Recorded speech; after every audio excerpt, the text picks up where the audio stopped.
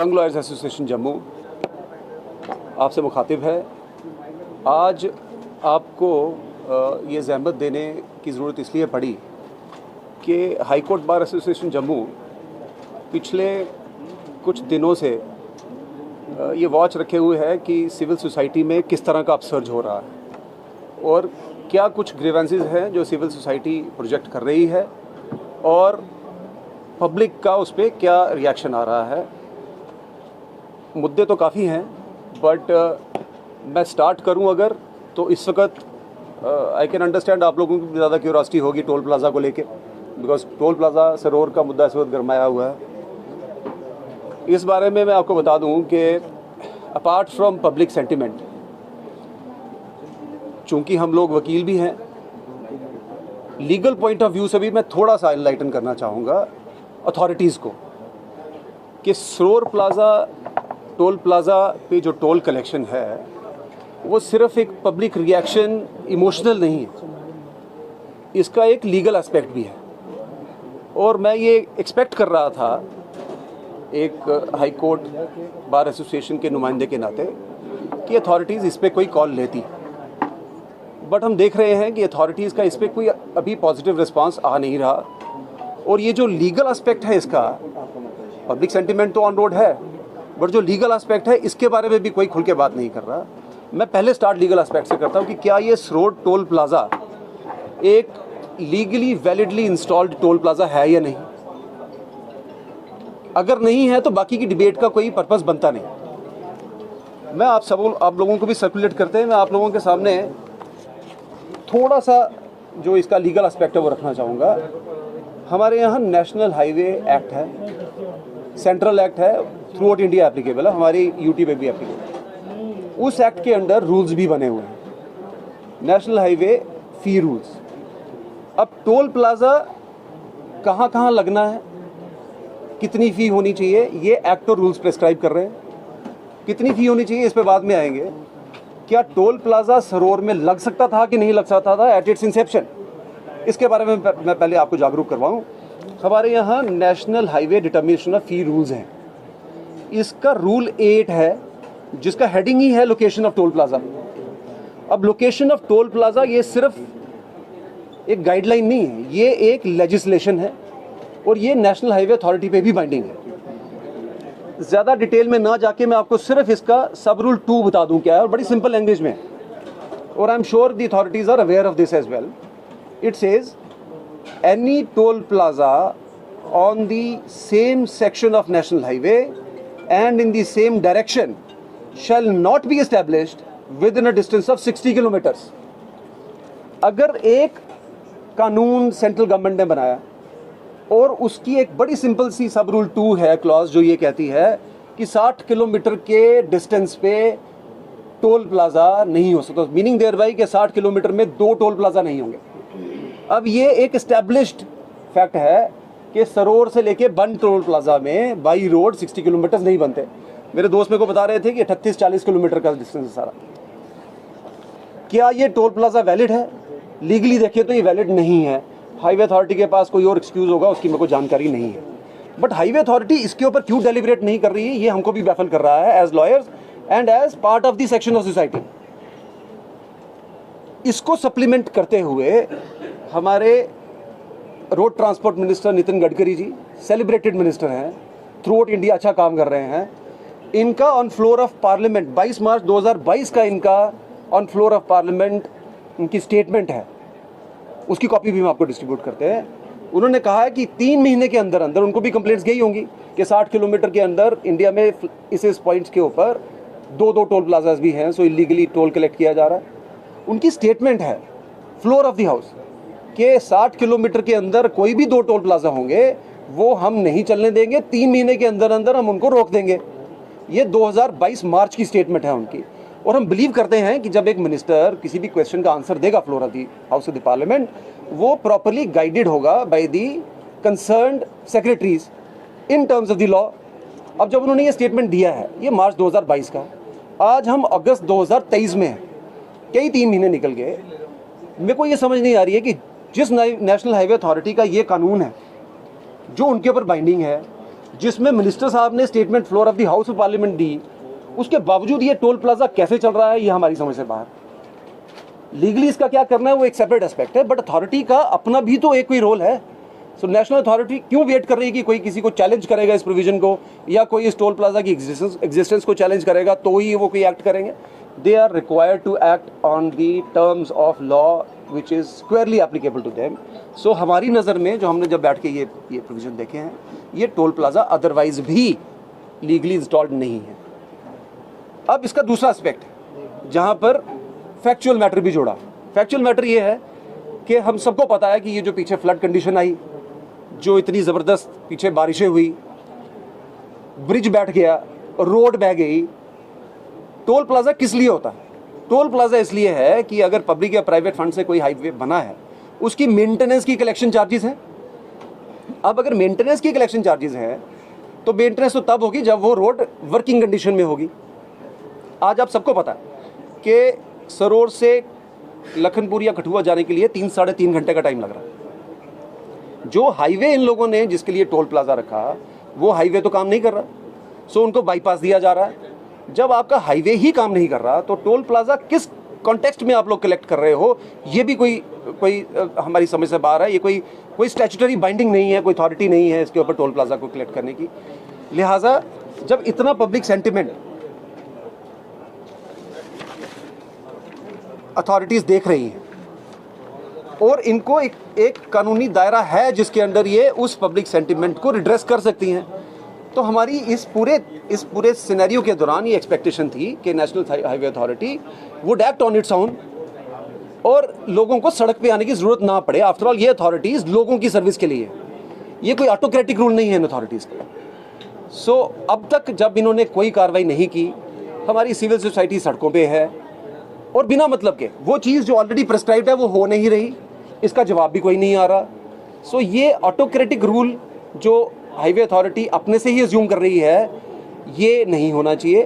High court bar association का मानना है कि नेशनल हाईवे अथॉरिटी को, सेंट्रल गवर्नमेंट कंसर्न्ड मिनिस्ट्री को जल्द से जल्द सामने आके इस इशू को, जो कि अवॉइडेबल इशू है, अननेसेसरी इशू बन रहा है, नहीं बनने देना चाहिए। और ये टोल प्लाजा जब तक ये सड़क काम ना करे तब तक कम से कम इस टोल प्लाजा को सस्पेंड करना चाहिए। इसमें कोई इलीगल या अनजस्टिफाइड डिमांड नहीं है जिसके लिए किसी को गिरफ्तारियां देनी पड़े या सड़कों में जाके नारे लगाना पड़े। साथ साथ मैं इसका ये भी बता दूं आपको कि गवर्नमेंट के पास, सेंट्रल गवर्नमेंट के पास इस सिनेरियो में क्या टोल एग्जेम्प्ट करने की पावर है या नहीं है। हमारा रूल बताता है, इसी रूल्स की क्लॉज 3 बताती है कि central government by notification can exempt any section of national highway, bypass, tunnel constructed through a public funded project from levy of such fee और part thereof subject to such conditions. आपके पास दोनों provisions हैं।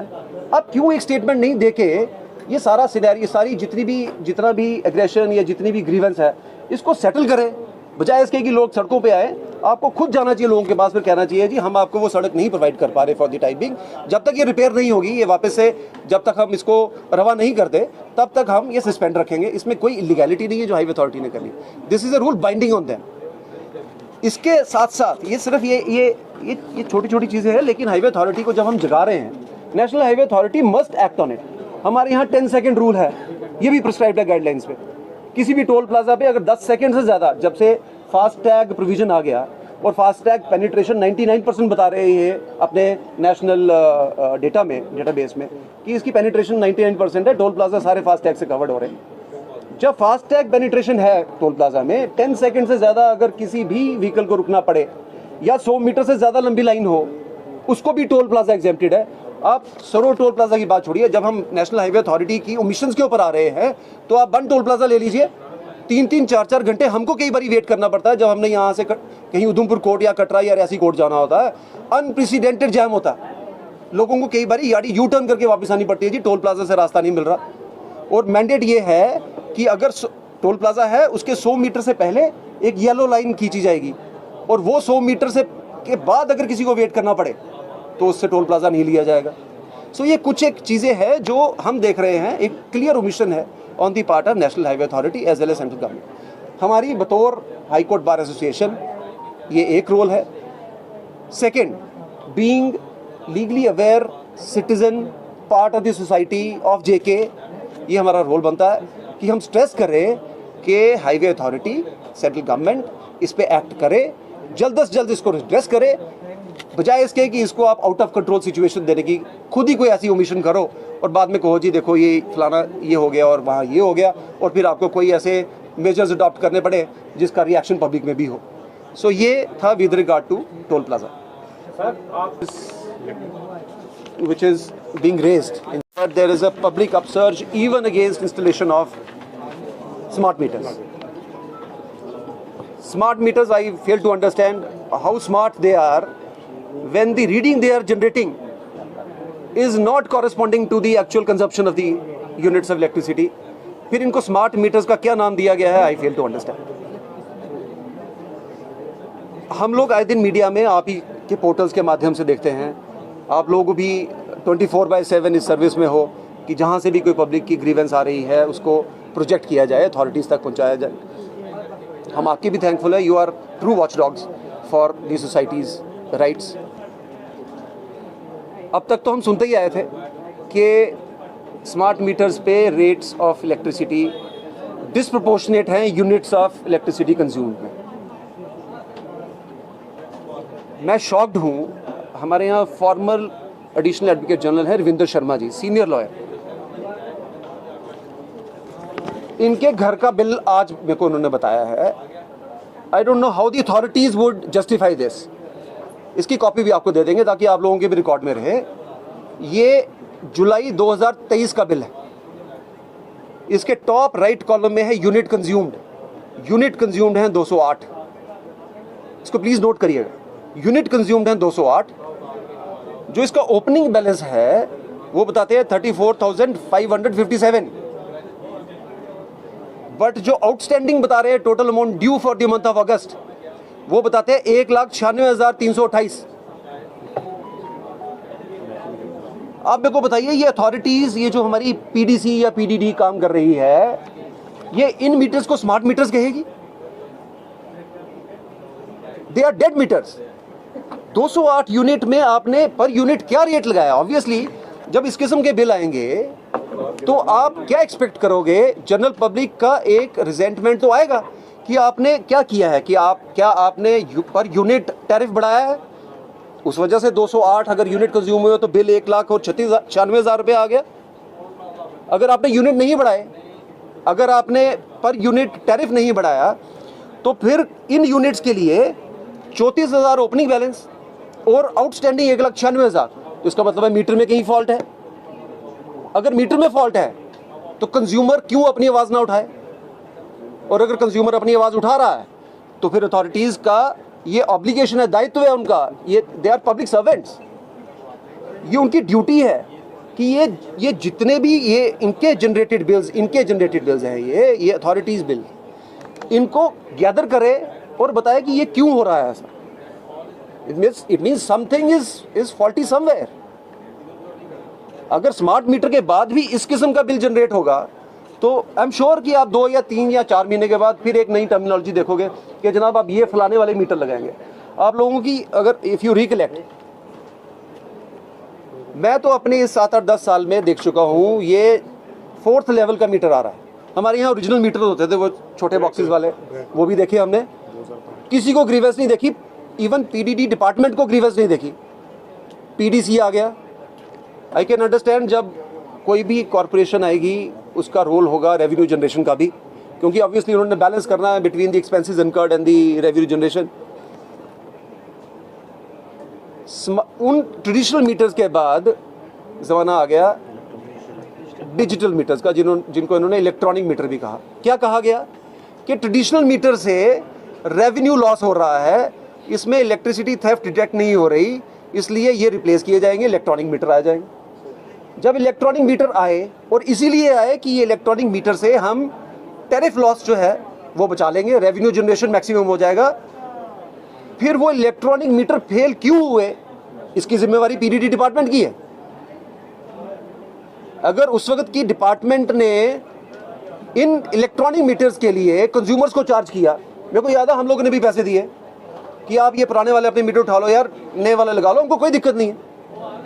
हम भी tax payers हैं, हम चाहते हैं कि गवर्नमेंट का लॉस बचे। बट जब आपने हमको श्योर किया कि आप इलेक्ट्रॉनिक मीटर इसलिए ला रहे हो कि इसमें आपको टैरिफ रेवेन्यू जो है वो बढ़ेगा, इलेक्ट्रिसिटी की सीपेज जो है, जो थेफ्ट है वो रुक जाएगी, हमने आपका साथ दिया। उसके लिए हमने आपको इन मीटर्स के लिए भी पे किया, ये कंज्यूमर्स ने मीटर्स के लिए पे किया है अपनी पॉकेट से। वो मीटर क्यों फेल हो गए? अगर वो मीटर फेल हुए इसका मतलब है या तो वो मीटर भी ठीक नहीं थे और कंज्यूमर्स के ऊपर एडिड एक एडिशनल आप लोगों ने बर्डन डाला। अगर वो मीटर ठीक थे तो फिर रिप्लेसमेंट की जरूरत नहीं थी। तो कहीं ना कहीं तो रिस्पॉन्सिबिलिटी फिक्स करनी चाहिए। एक के बाद एक अगर मीटर ही लगते जा रहे हैं तो कहीं तो कंज्यूमर्स को ये भी सेटिस्फाई कीजिए कि ये मीटर्स क्यों रिप्लेस किए जा रहे हैं। हम मान लेते हैं कि आपके इलेक्ट्रॉनिक मीटर भी फॉल्टी थे, बट कम से कम रिस्पॉन्सिबिलिटी फिक्स कीजिए जिन्होंने उनको सर्टिफाई किया कि यही मीटर ठीक है। आम जनता वहीं चलेगी जहां आप चलाओगे। आम जनता को आप लोगों ने बिलीव कराया, उनको आपने उनमें उनका ट्रस्ट लिया कि अब ये इन मीटर्स के बाद आपको कोई दिक्कत नहीं आने वाली, लोड शेडिंग भी नहीं होगी। लोड शेडिंग कितनी है आप लोगों को पता है, किसी को बताने की जरूरत नहीं। हम लोग अलग अलग लोकेलिटी, अलग अलग मोहल्लों से आ रहे हो, एटलीस्ट मेरे और सेक्रेटरी साहब और वाइस प्रेसिडेंट साहब के, YLA प्रेसिडेंट साहब के, वाइस प्रेसिडेंट साहब के, हम सबके घरों में लोड शेडिंग चल रही है। तो आपने कहा स्मार्ट मीटर्स आने चाहिए, आप अपडेटेड मशीनरी लाइए, गैजेट्स लाइए, आजकल गैजेट्स का ज़माना है, आप लाइए। बट अब जब स्मार्ट मीटर आए हैं कहीं तो इसको फुल स्टॉप लगाइए कि स्मार्ट मीटर्स के बाद आप लोग एक कंज्यूमर की ग्रीवेंस टोटली रिड्रेस्ड है और आपका रेवेन्यू टोटली सिक्योर है। स्मार्ट मीटर में अगर इस किस्म का बिल आएगा 208 यूनिट के लिए आप 1,96,000 रुपया चार्ज करोगे और फिर आप ये एक्सपेक्ट करोगे कि पब्लिक का सेंटिमेंट नहीं आना चाहिए या वो गलत है, हम इसके साथ नहीं हैं। Authorities must have a responsibility fix somewhere कि ये क्यों गलत हो रहा है। क्या ऐसा है कि जो 100 यूनिट आपके पास पीछे से मैन्युफैक्चर होकर आ रहे हैं उनमें से 3-4 यूनिट ऐसे हैं जो फॉल्टी हैं? अगर फॉल्टी है तो फिर वो स्मार्ट नहीं है, अगर स्मार्ट नहीं है तो फिर आपको अपना डिसीजन रिकंसिडर करना चाहिए था, या इसको थोड़ा पोस्टपोन कर लेते, आप इन लोगों को ऑन बोर्ड लेते कि इस वजह से ये कोई शॉर्ट हो गया है या कोई मीटर ही डिफेक्टिव था, इसको हम रिप्लेस कर देंगे। बट ऐसा नहीं हो रहा। फोर्सिबल इंस्टॉलेशन एक पीस लविंग सोसाइटी पे जो कि टैक्स पेयर है, आप सब लोगों को पता है कि Jammu has been highest tax payer in the state. और अगर हम हाईएस्ट टैक्स पेयर हैं, हमारे यहाँ परसेंटेज ऑफ टैक्स पेयर जो बेस है वो बाकी जगहों से ज़्यादा है। अगर वो ज़्यादा है तो इनको ऑन बोर्ड लेने में अथॉरिटीज़ को क्या problem? It becomes their added responsibility कि जो लोग आपको सपोर्ट कर रहे हैं, जो लोग आपके स्टेप्स को सपोर्ट कर रहे हैं, एटलीस्ट उनको ऑन बोर्ड लेके उनको सेटिस्फाई कीजिए। अब एक के बजाय 2 मीटर लगाइए, बट कम से कम ये तो इंश्योर कीजिए कि जिसका बिल 10,000 आ रहा था उसका बिल 1 लाख नहीं आएगा। अगर आएगा तो वो तो आवाज़ उठाएगा अपनी, एटलीस्ट उसको रिड्रेस कीजिए। उस पर भी कोई रिड्रेसल नहीं आ रहा। और मैं आपको बता दूं कि सड़कों पे आना, तोड़फोड़ करना, ये सेकेंडरी इशू है। ये एक्सट्रीम फॉर्म ऑफ रिप्रेजेंटेशन हो सकता है, लेकिन being citizen of India, governed and guided and protected by the rule position, the laws which are squarely applicable even on the authorities, we want that authorities must act and act in a speedy manner ताकि ये grievances redress हों। हम इन issues पे जम्मू के लोगों के साथ हैं और ये high court bar association, young lawyers association का यूनानिमस डिसीजन है कि जम्मू के साथ हम खड़े होते आए हैं, जम्मू के लोगों के साथ हम खड़े रहेंगे। अब आते हैं एक इशू जो आप लोगों ने उठाया 2-3 महीने पहले।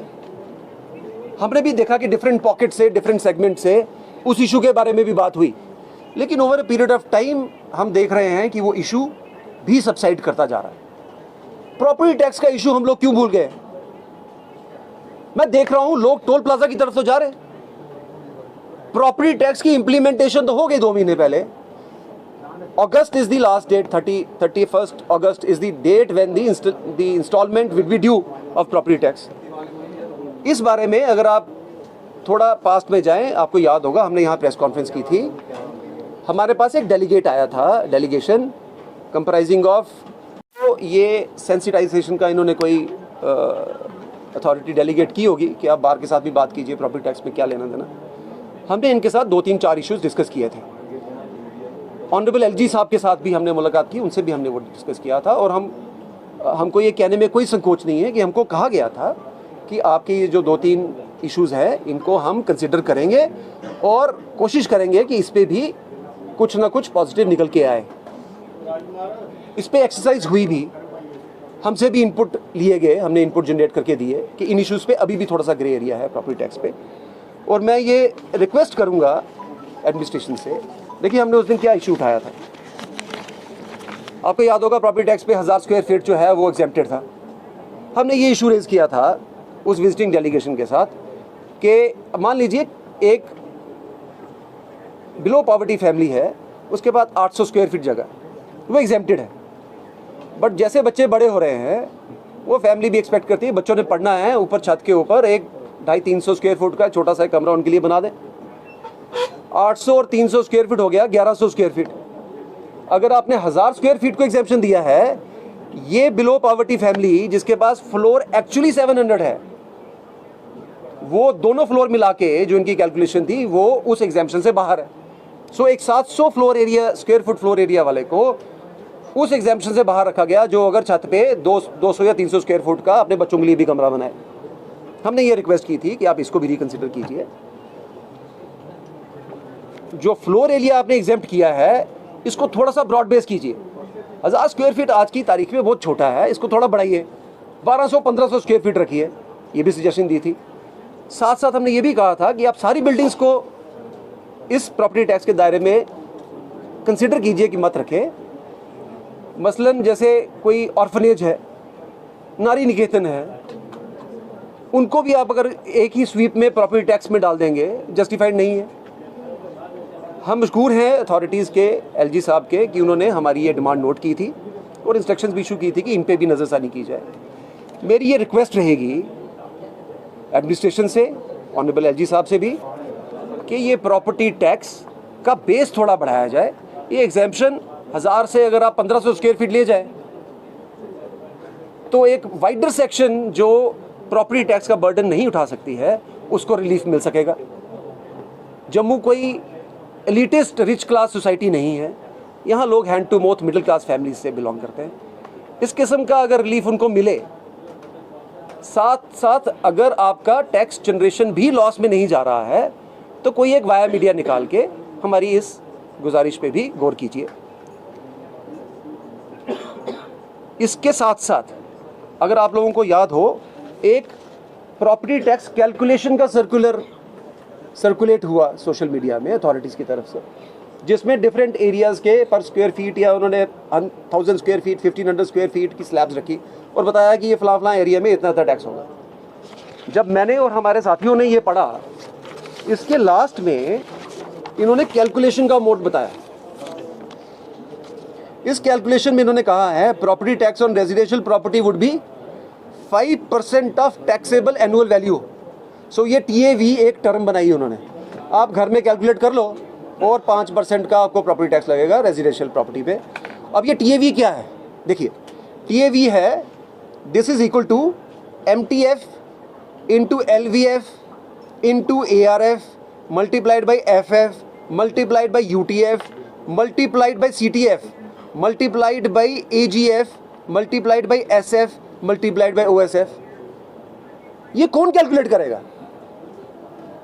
आप प्रॉपर्टी टैक्स दे रहे हो का सोल्यूशन दे रहे हो कैलकुलेशन, या आप कोई ऐसी रिडल डाल रहे हो कि लोग इसी की कैलकुलेशन में रखे रहे?